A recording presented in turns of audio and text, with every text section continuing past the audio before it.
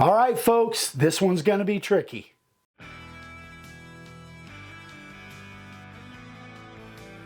All right, you guys, you are seeing this, if all goes well, on September 14th. We are in Austin right now. But in a few days, as soon as the Texas Woodworking Festival is over, we're heading to Rockwater Adventures, and they have an amazing facility there. Ryan's going to be actually doing some pig hunting with some other people. I'm going to be hanging at the lodge, but we thought since we're going, they've got a really cool logo that I could not wait to get into and actually carve. And we're going to be doing something a little bit different on here, some epoxy work. We've done plenty of epoxy work, but none quite like this in this really fine detail. So I'm excited to see how that comes out. I'm a little bit nervous, but let's get into it.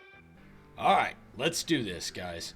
So this is a piece of teak that we got from our friends Rod and Angie Hall up in Washington. And this is quickly becoming one of our favorite boards to carve. This stuff carves great and it looks amazing, especially with a good coat of clear on it.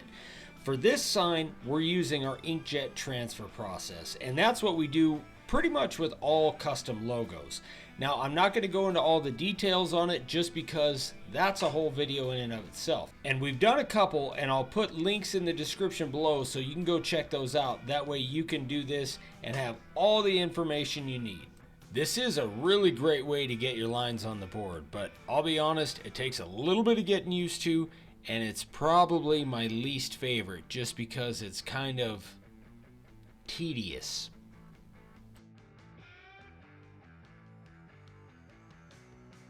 But as you can see, it does work really well. There are a couple of light spots, but there's a super easy way to fix that. Now, one thing about doing this is you have to put a few coats of clear on it before you start carving. Otherwise, as you move your arms around the board, it's going to smudge. Dad uses a Sharpie to make sure those lines are really dark and that you can see them well while you're carving, because it's easy for that stuff to kind of get lost as you're carving, and you don't want that. The first bit Dad uses is the carving liner at 1/8 of an inch deep. Now there's a lot of small detail, especially on the warthogs or pigs or whatever you want to call them. There's really not that much detail on the rest of the stuff, so Dad only used the carving liner on the 2 pigs. Now, this is the new carving liner, guys. We're using all of our own bits now. We are no longer with the Mana, nothing against them, but now we are actually having our bits made by Woodpecker, and they're all done here in the US out of Ohio. This thing carves like a dream, and teak is a hardwood, but it goes through this stuff like nobody's business. One nice thing about teak that we found is it's very consistent. So a lot of times with softwoods, you have hard grain and soft grain, and that gets kind of difficult to keep a straight line. But with this teak and this carving liner bit, man, Dad was able to keep a straight line on everything. And this thing turned out so freaking cool.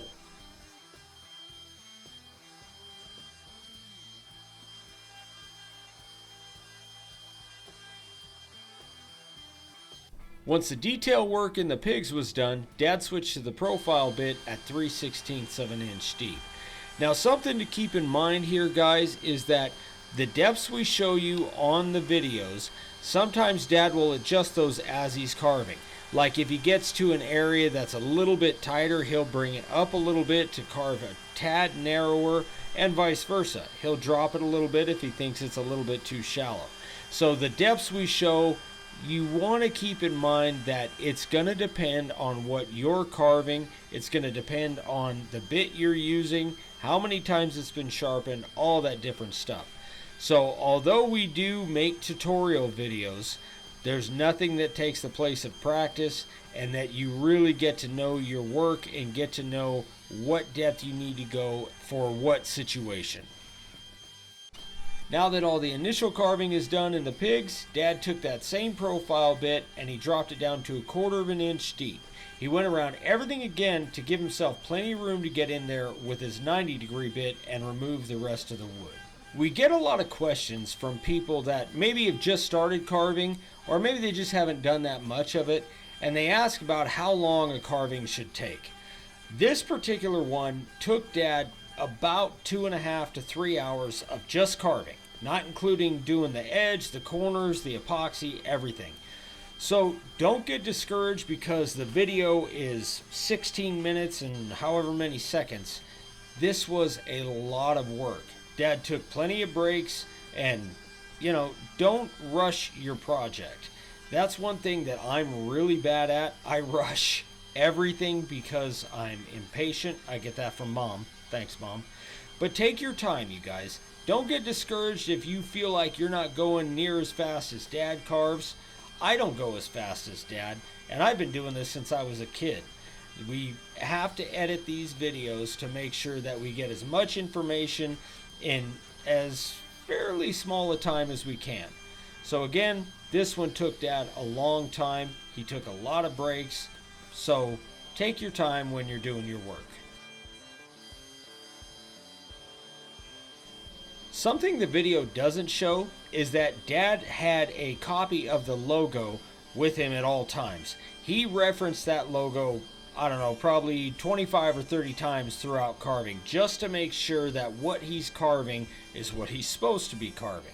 That's something that he's been staunch on. Every time we carve something that maybe we haven't done before, or maybe it's a custom logo that we're not used to, make sure you have a copy of that logo, and not just on your phone.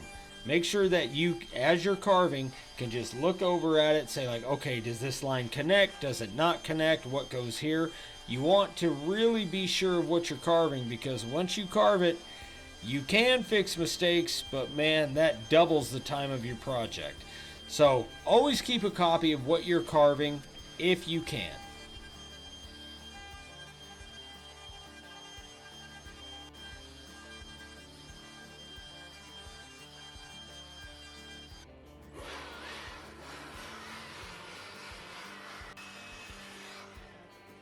Now Dad switched to the new 90 degree at 1/4 of an inch deep. And that is one of the biggest benefits of the new 90 and 60 degree. The flute goes a lot farther down the shaft, so you can carve a lot deeper. Look how deep that thing carves.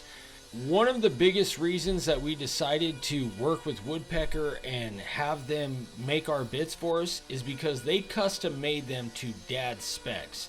Dad was on the phone with the owner of Woodpecker for a couple of weeks off and on, and they did such a great job at making these things exactly how Dad wanted them. And this was a big deal, being able to carve deeper with the 60 and 90 degree bits especially. And man, I love these things.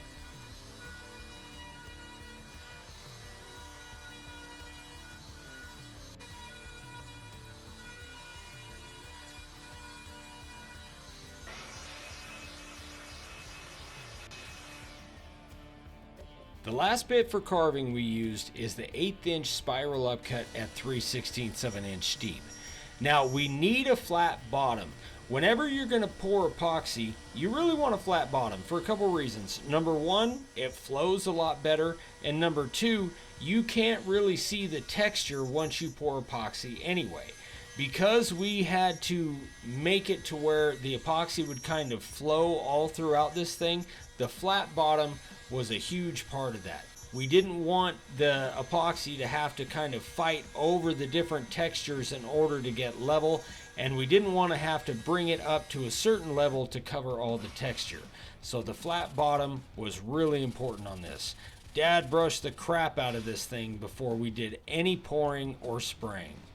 Now for the corners, Dad wanted a notched corner, so we marked 2 inches from each side of each corner, and we found this old, I don't even know what it was, some sort of lid to connect those lines and give it a nice radius. And then Dad cut it with the jigsaw, which, guys, we are not very good with the jigsaw, but I gotta say, I think Dad's been like practicing while I'm gone or something, because he did a really good job on these.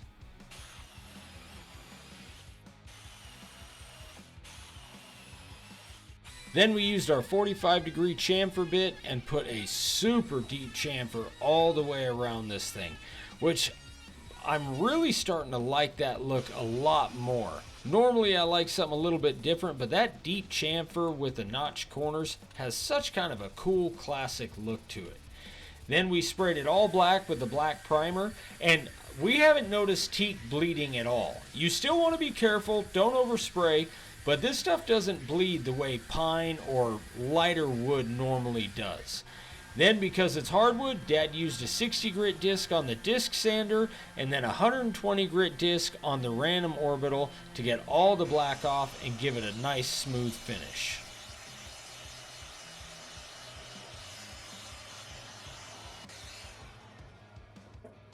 Once all that was done, then we put our full finish on here.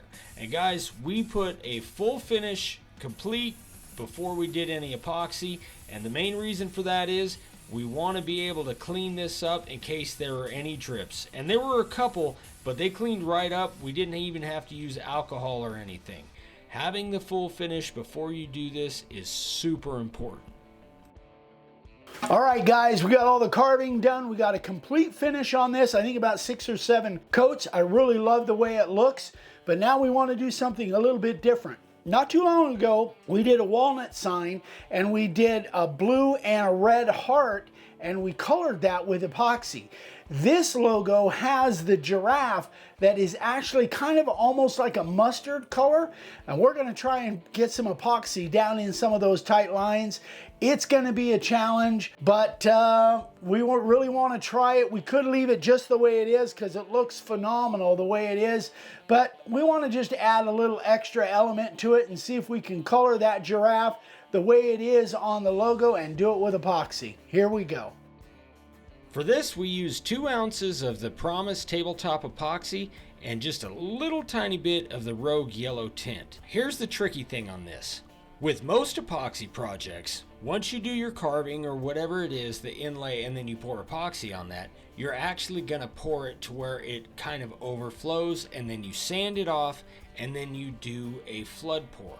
But we weren't doing that. We didn't want the whole thing epoxied. We have our finish on there. So what we had to do is we had to fill this carving up only a little bit, just like maybe halfway. And you can't put clear coat on epoxy. When we did the desert archery project, which I'll leave a video link in the description for that as well, we tried that. We tried to do all of our carving and then pour the epoxy, sand it off, and do the clear coat. But it makes the epoxy really foggy. So the only option we have is to do our carving, spray it black, sand it off, do the clear coat, and then pour epoxy in the carving itself. That's the best way we found to do this if you want to mix the two and not have a flood coat.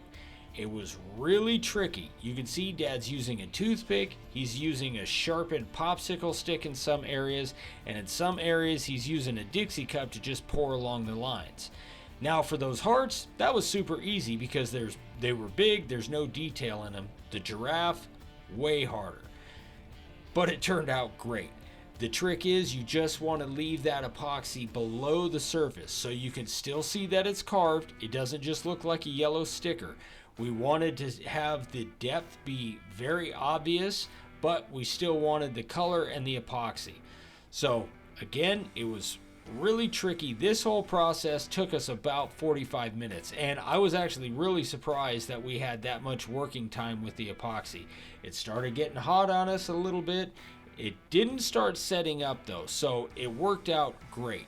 I will say, if you're going to do this, make sure you have a climate controlled area, because if it was too hot, then it's going to cure way too fast. If it's too cold, then it's not going to cure. Epoxy is a pain, but man, when it's done right, it really, really turns out great.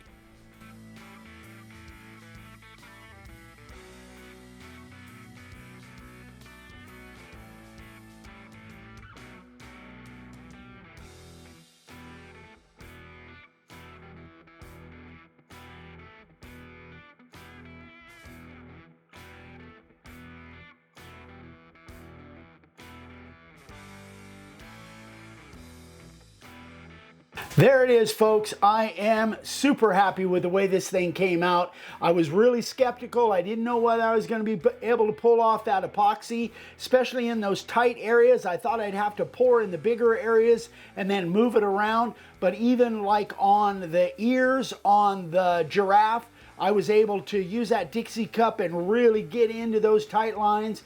It just turned out better than I really thought it would. I am just ecstatic the way this thing came out. And this teak, I think it's becoming one of my favorites. It's just so spectacular. It's easy to carve. It's easy to work with. It just carves like a dream. And when you put a finish on it, it just turns into an amazing piece. So again, I couldn't be happier with the way this thing came out. Hope you guys like this. Hope you learned something from it. We definitely did. I think we'll be doing more stuff like this with the epoxy in there. Anyway, guys, if you have questions, email me, eric@makeawoodsign.com. And don't forget, all your sign carving supplies are over at makeawoodsign.com. We love you. We'll see you on the next one. Bye-bye.